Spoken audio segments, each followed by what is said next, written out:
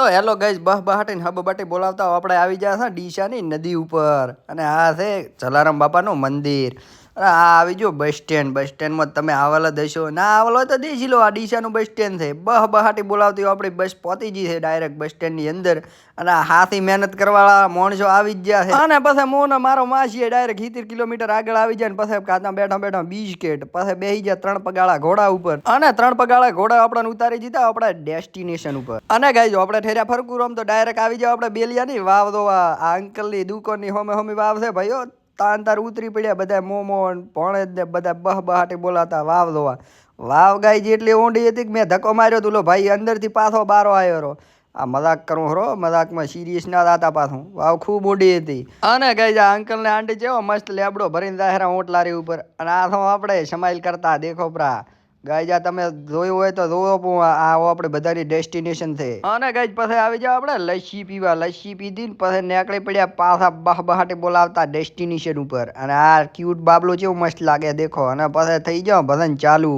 બહ બહાટી બોલાવતા ભજન વાગતા તને હોમ આપણે બેઠા વાપરતા હતા છોકરા ખાલી મોજમાં આવી જતા જોવો ખાલી જેવા રમે છે અને પછી આપણે મોજમાં આવી જતા બધાનો વિડીયો બનાવી લીધો અને પછી પાછા નાઇટમાં હેડ્યા સા પીવા સા પીને આવીને પછી તો સુધી આપણે દઈશું તો હજી ભજન ચાલુ હતો ને અમારા મોટા ભાઈ વગાડતા હતા તબલો પોતાનો વિડીયો બનાવી લીધો